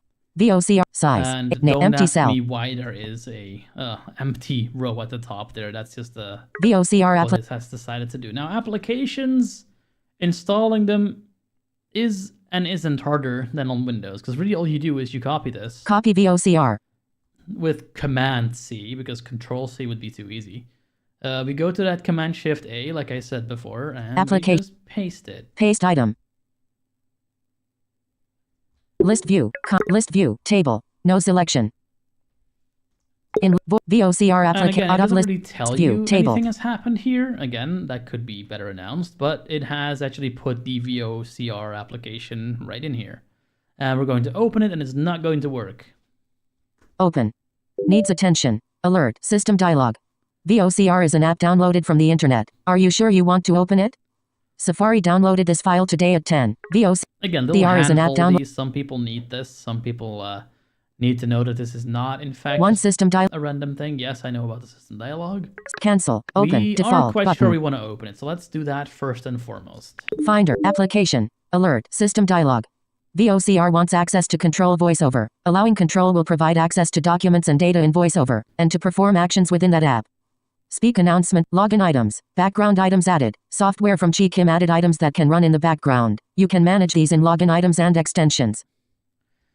So it's telling you about a whole bunch of things that are happening that are just one system dialog displayed. Macy. It's just telling you that all the things that Windows sort of just does for you behind the scenes, Mac does tend to alert you about. In this case, it's telling you that, hey, this one's voiceover access. Like, if you download an NVDA add-on, it's going to have access to NVDA. You just sort of know that. And the Mac has sort of a universal, every time something wants access to something else, I'm going to ask if that's okay kind of deal, which, again, more paranoid, more explicit. I don't hate it, but it is something one system speak announcements don't allow, but We're allow. going to allow it voiceover access. That's what I turned that control with Apple script thing turned on before. My sentences are really good. Let's press this. Finder, applications, window, list view, table, row 49 of 52. VOCR application. And now we're not quite done yet, because now it has like the most basics of things, and now we're going to actually try to use it, and it's going to ask for more permissions. And I don't remember what the hotkey is. Application. Accessibility access. Okay, apparently I found it by accident. I think it's like Control Shift Command W or something like that. Grant access. And it immediately comes up with, hey, this wants more permissions to access accessibility things. And that has everything to do with what I just said about accessibility tools being kind of dangerous. Help button. Open deny. This won't even let you just click allow. You have to go into system settings. System setting. Now in privacy and security window. Sidebar. Table. No selection. And you have to give Bob Clinton. Apple account suggestions. To Bob Clinton. Apple account. What? Vertical Apple account. Sidebar. Apple Wi-Fi. Bluetooth. Net battery. Appearance. Desk display. Siri. Wallpaper. Notification. Sound. Focus. Screen time. Lock screen. Privacy and security. Vertical split. So yeah, because I hit the down arrow key on that table, it just completely lost the plot on what we were doing. This is the privacy settings for Mac. Windows has a similar thing, but Windows really only does this for post Windows 8 apps, I think. It generally doesn't really care about anything before that time. And let's just say that most things are before that time. So this has very little effect on Windows. For Mac, this is everything. You need to do things here. It's kind of like a phone. Like, same as on Android, when like a screen reader needs access to the screen and things like that, you're gonna have In to do vertical, that here 30%, 30%, 30%. Auto privacy and security. Scroll area. And in here, we're gonna have to make sure that the VOCR thing has accessibility access. Control which apps can access your data. Privacy.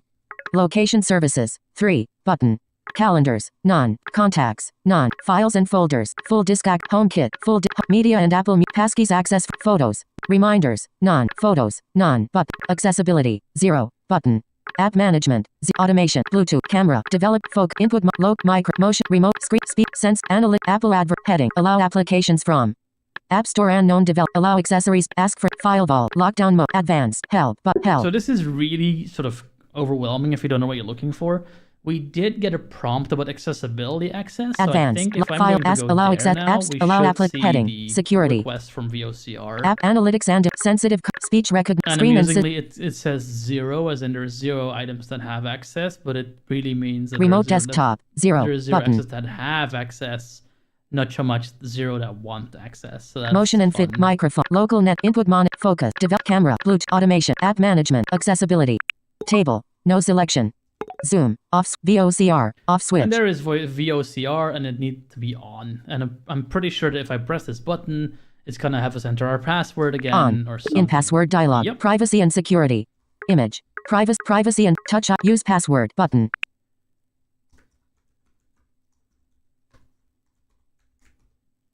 Privacy and touch ID. Password. Caps lock down. Secure edit text. Caps lock off. Closing dialog And there we accessibility. go. Now it has accessibility access. We're not there yet because it also needs screen access and screenshot access. Accessibility. all the things. Scroll area. So Vertical split. Access. if you do get a computer for your work, you want to take a day. Probably you work your day you're not working and do this Finder. all at the same time. Nothing found. System has new name. See, there's more. There is more. There is a new system dialog that has not gained Window. focus. That happens sometimes, and that is honestly System a thing that dialog. the Mac should handle better. This is a screen recording permissions request. Screen which we recording. also need System to grant access to help. Open system deny. which again you're not allowed Default, to do button. from just this pop-up. You have to go into system settings again. Open system settings.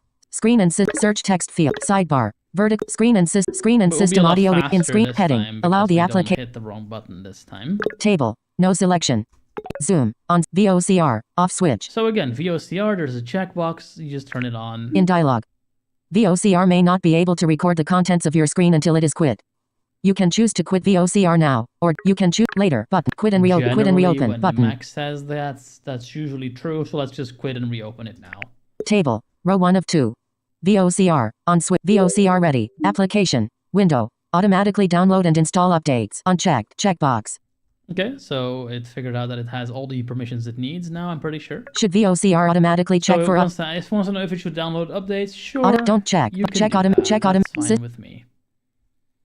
VOCR. On switch. System. Has new. Window. Finder.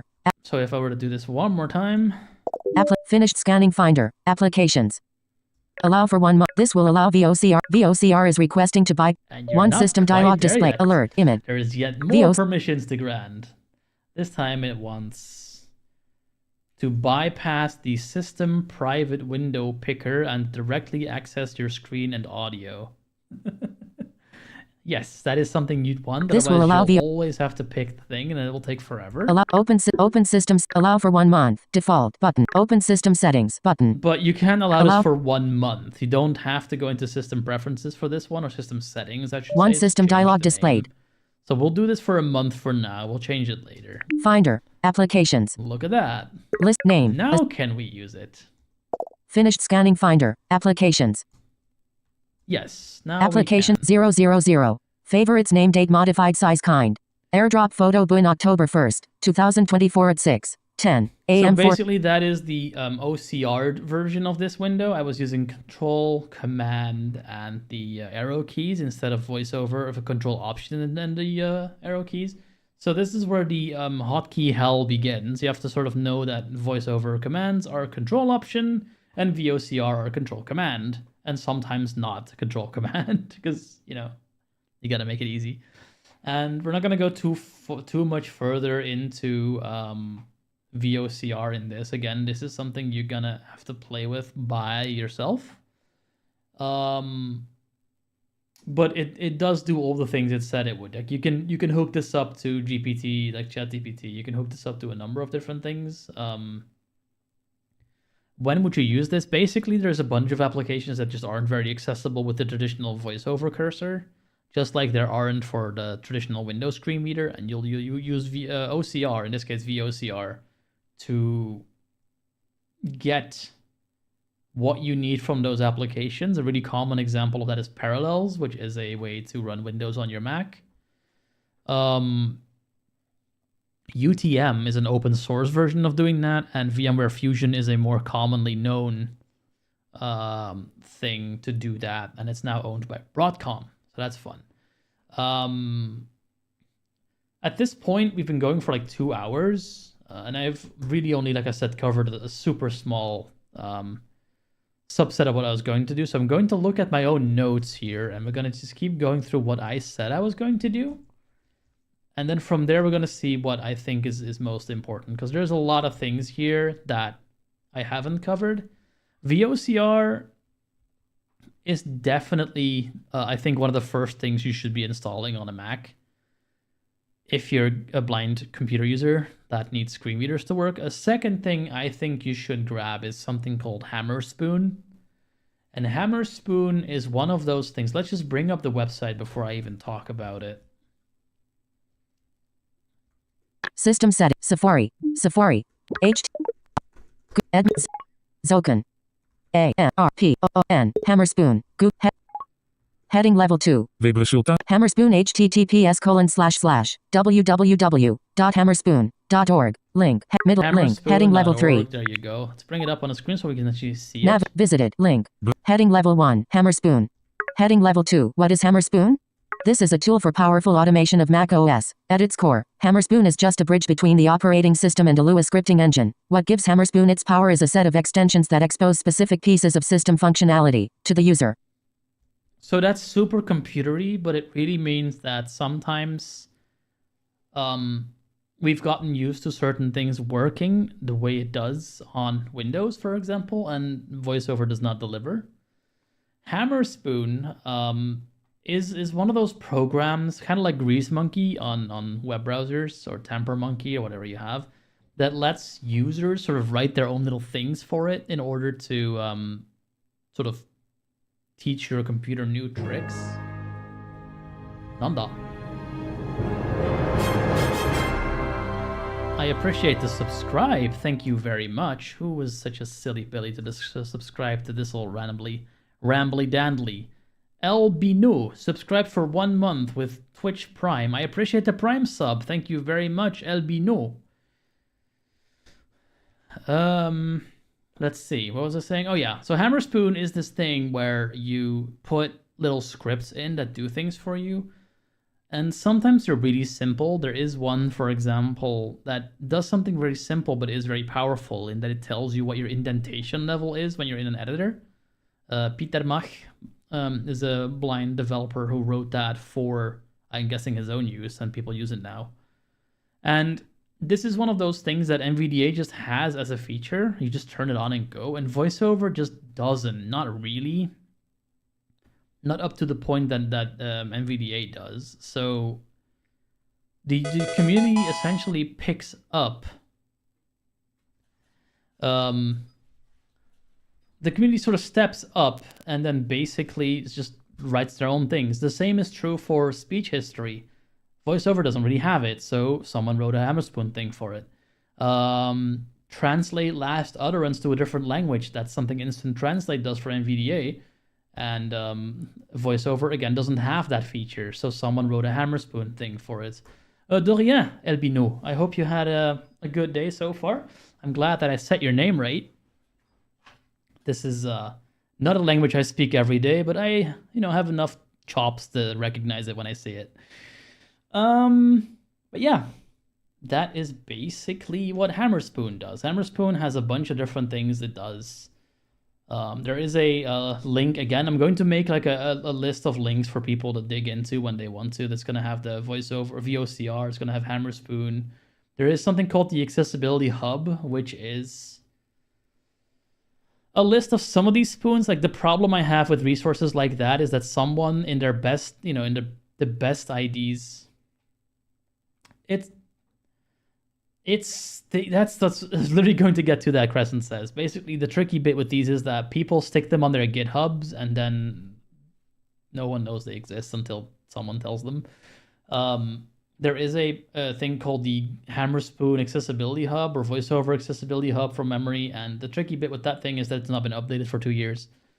So again, it's all meant in the best of spirits, but what often happens is that these resources just become outdated or just don't have everything that should be on there.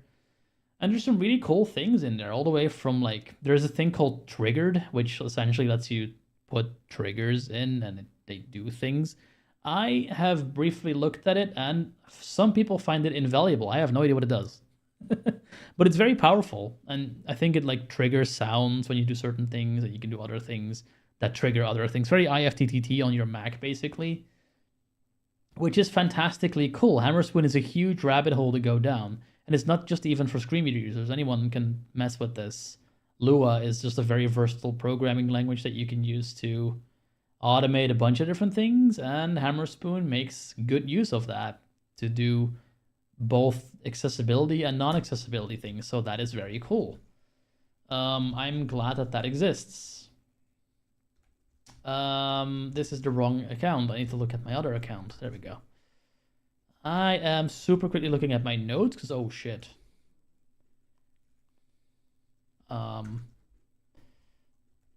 Making sure that I'm telling all the important things. So I said Hammerspoon is important. A launcher is something that a lot of people swear by. Launchers are basically, if you're familiar with the Windows Run dialog, Windows R, or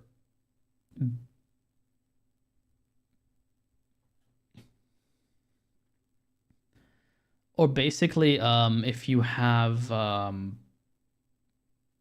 something like Fluent Search or Launchy on Windows, or there's a couple ones, Quicksilver is another one. They're basically search bars on steroids where like you can quickly type a couple of letters and it'll find either a bookmark or a file or a web browser that you often visit, a web page you often visit. Sometimes you can do file management through them, and there's just a whole bunch of things you can do from just typing. And some people like working that way. If you know where you're going, this is very much the understanding. If you know what you're looking for, or at least kind of know what you're looking for, these tools can be super helpful. And now I'm talking about Mac apps like Launchbar, Alfred, to a certain degree Raycast. This can be super helpful in that you can quickly find stuff if you know what you're looking for. If you don't know what you're looking for, these tools are going to not be super helpful for you because it needs something to go off of. You need to type a few characters. Often these take the place of Spotlight, which is Apple's built-in search thing. Essentially what your start menu search is on Windows. So Command Space usually brings it up, or Option Space sometimes brings it up. Depends on what you're using. And yeah, you can go to town with those and add a bunch of extensions to that as well, and have it, say, turn into a calculator or a currency converter. Also, I saw your message, Albino. That's very cool. I myself am working for Air France KLM, among other people, to help their European Accessibility Act stuff. So that's definitely playing here as well. Cybersecurity is my usual gig on this channel. Generally, I talk about try hack me, hack the box, that kind of thing.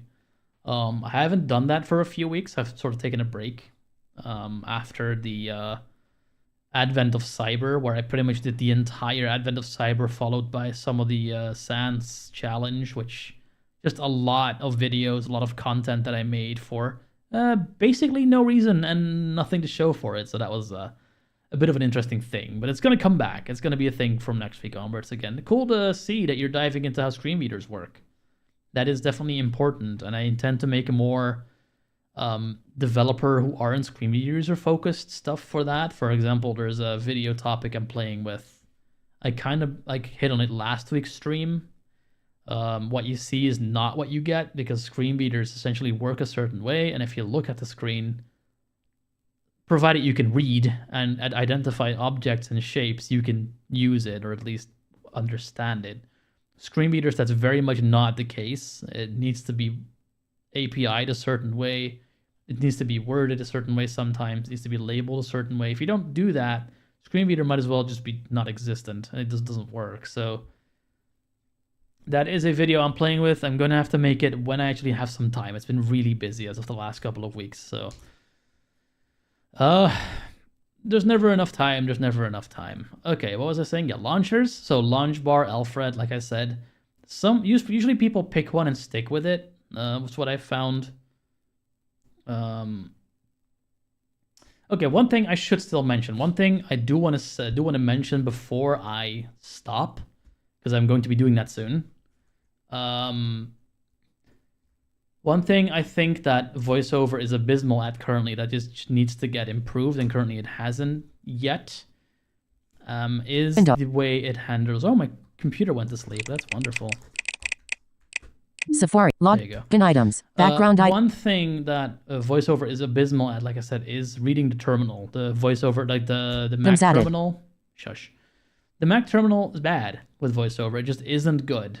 Now, I myself am not happy with this solution because I am a Braille user. But there is a speech-only option that's better for this particular thing, and it's called TDSR. I'm going to bring it up on GitHub so people can see it. Zoken, Jespro, Zog, Collapse, TDSR, GitHub. Heading level 3, link. Releases SPV schuine streep. Heading level 3, link. Spivey/TDSR. It's by T-Spivey. It's a console screen reader for macOS and Linux. Link. This Python is, if you're 1 going link. to do anything on the command line on the Mac, this is something to look into. TDSR. I think it stands for Terminal something Screen Reader. No idea. TDSR. Terminal Daddy Screen Reader. I don't know, something. But it's made by this person, T-Spivey. And basically what you're meant to do, I believe, is just turn VoiceOver off entirely and just use this, or have an activity that tells VoiceOver to essentially shut the up. And then you can then have TDSR do the terminal reading instead, and it just tends to be a lot better about reading actual terminal command output, whereas VoiceOver kind of shits the bed on that on regular occasions. So this is good to be aware of. Everything else I was going to mention is just applications to up your productivity depending on what you're doing. VS Code is definitely the code editor I would recommend, but there's also BB Edit and a couple of other ones, TextMate, that might work really well for that purpose. For music, obviously Logic Pro and Ableton Live are pretty accessible at this point. Writing, you get Drafts, you got Scrivener, you got Devon Think, I believe is pretty good. A number of different ones that you can use. And then there's things like Shortcut, RCMD, and a couple of other ones that just really quickly. What screen widget is that, Albino? The Python. I'm honestly not sure what you're referring to. This is really interesting, but yeah. I was gonna stop soon anyway, so if it's not visible, I'm sorry. I will fix it if I know what it is you're referring to, but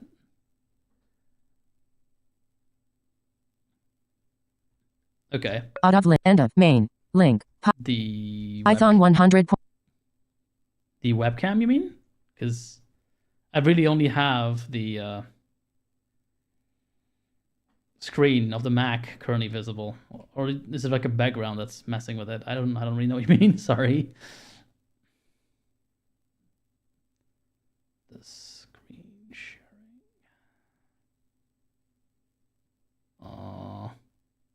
Hum.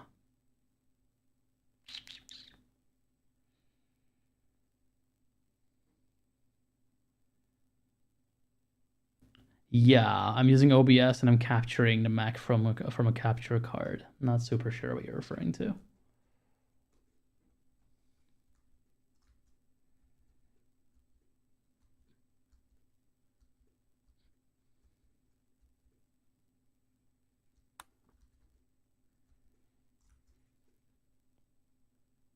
Okay, that's good.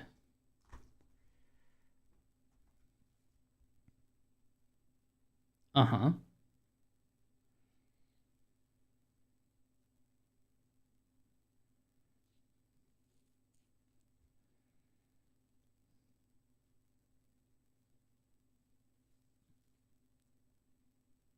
Huh.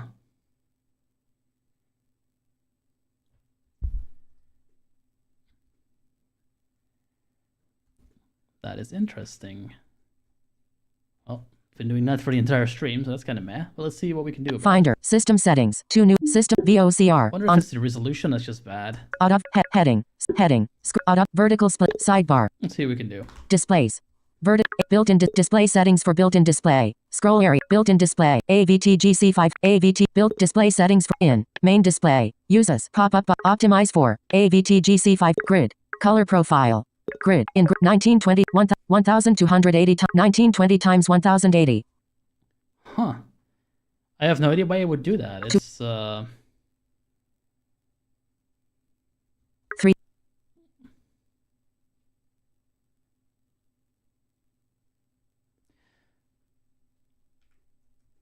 I can do that.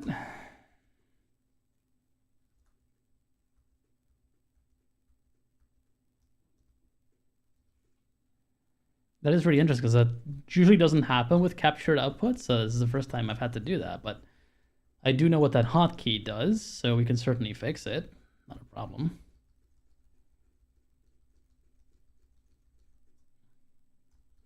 Well, given that's been happening for the entire stream, that just means that people get the screenreader experience. I don't necessarily hate that. Let me see what you mean. We'll hit the button. All right, let me set it up. Let's see, where is it? There.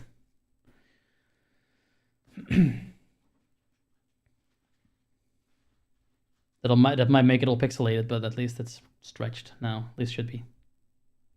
Huh, that's fun. I've not actually had to do that in a really long time. Cool. Safari.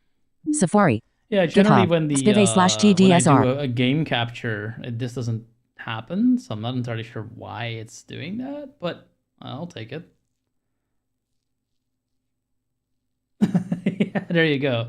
So there's some kind of resolution mismatch going on. I guess it's fine. Maybe this HDMI splitter. Yeah.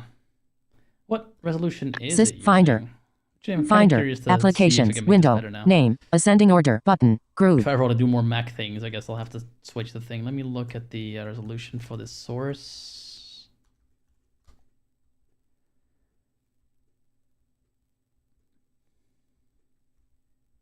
Yeah, no. Definitely good to mention that kind of thing. Generally, I am not able to really see that that's happening, so definitely happy to do that, to know about that.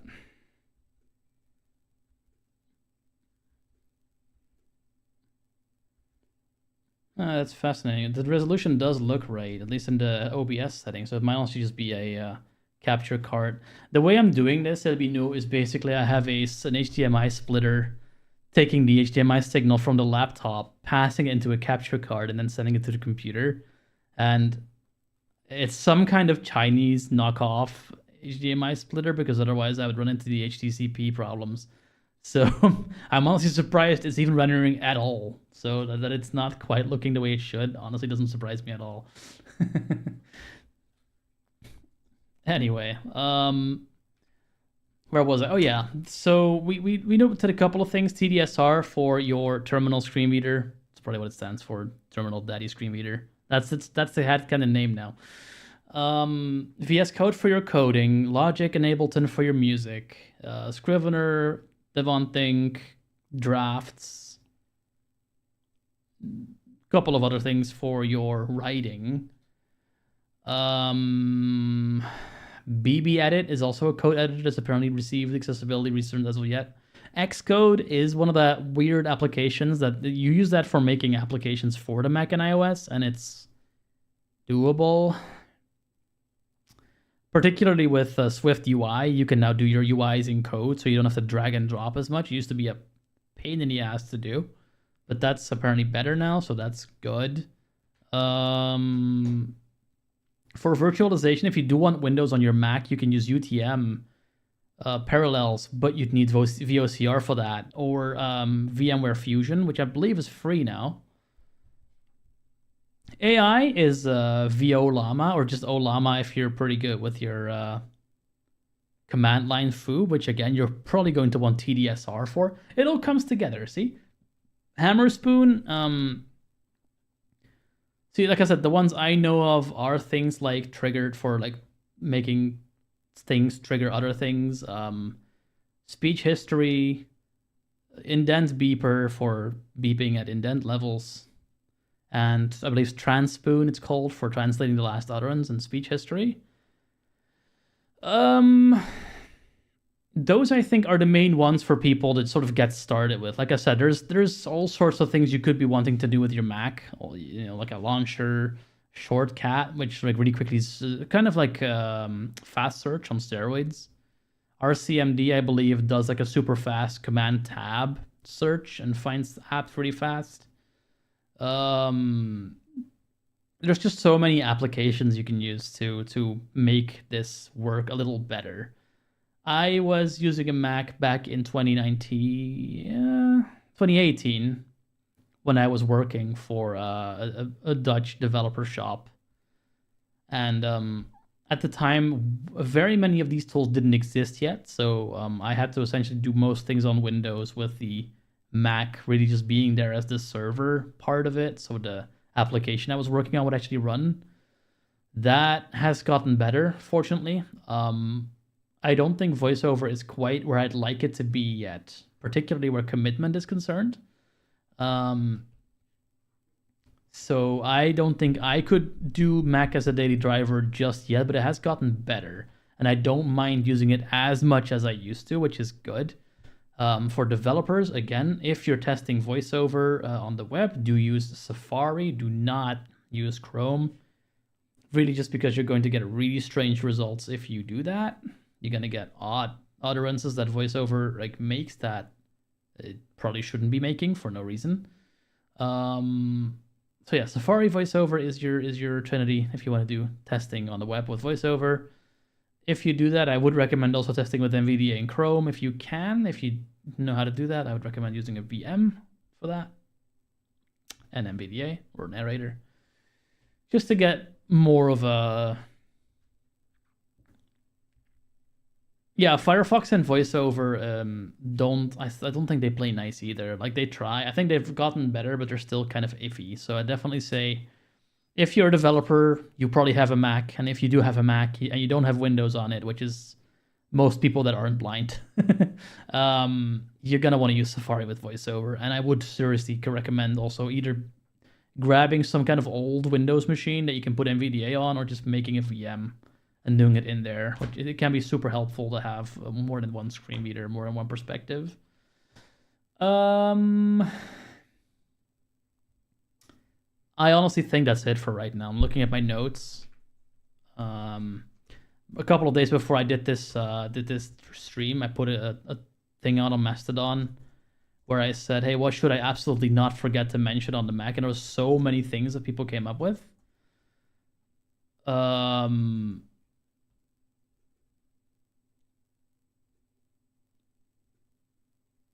basically what I said was blind voiceover users. I'm working on a stream, essentially set up a Mac from scratch for efficiency and productivity for a blind power user, and I'm gathering tricks, tools, and techniques to include inset stream. I know about the obvious like VOCR, we covered that. Hammer Spoon, covered that. Launchers like Raycast, Alfred, covered that. Specialized apps like Drafts, Logic, VMware Fusion, BB-Edit, VS Code, even more specialized stuff like RCMD, Volama, and Shortcat. I think I managed to say all of those.